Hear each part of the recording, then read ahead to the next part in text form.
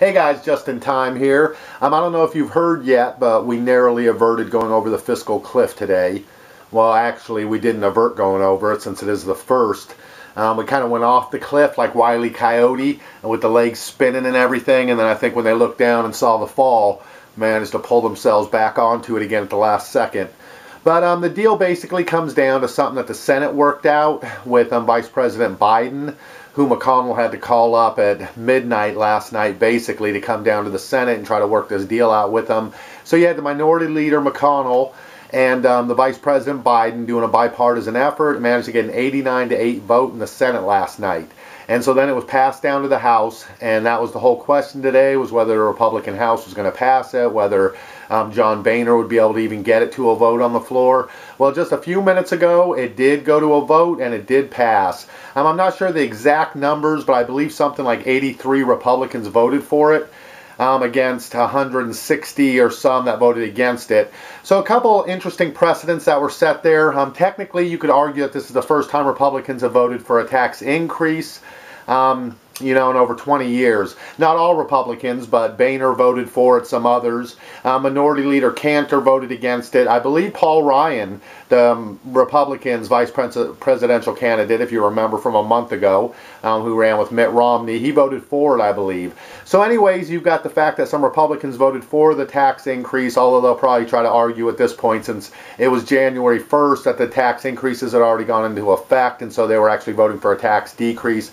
But either way, for those of you who are really political wonks and in the know with the real minutia of procedure in the House, you'd be aware of the Hastert rule, which was named after a former Speaker of the House. But anyways, the idea for the Republican Party was that you would never bring a vote to the floor of the House that you didn't at least have a majority of the majority to vote for. So if the majority of Republicans weren't in favor of something, you wouldn't allow it to go to a vote and win based on the fact that enough Democrats voted for it. But that's exactly what happened today. I believe 183 Democrats and somewhere, like I said, around 80 or something Republicans, 83 I think, voted for this.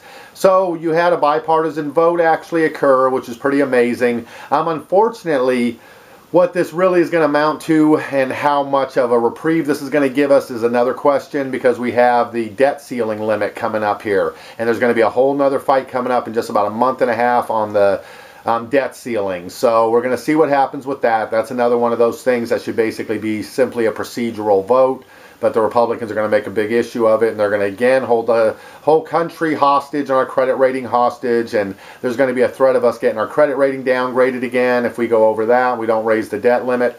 But anyways, that'll be for next time. But bottom line is there is no deficit reduction in this package. They're supposed to come back and work on that. And the main tax increases are on individuals over $400,000 a year and families over $450,000 a year. So that's who's going to see the increase. There are also a couple other changes there. I believe the payroll tax deduction did expire.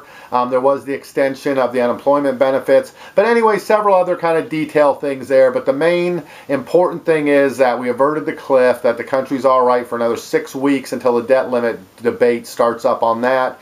All right, guys. Well, hopefully that's good news. So we should see at least maybe a rally in the stock markets or some other positive effects as far as consumer confidence and things like that. So let's hope that at least if the policy itself isn't that great, maybe it'll have some good effects on the economy overall. All right, I'm Justin Tom. I'll catch you on the next video.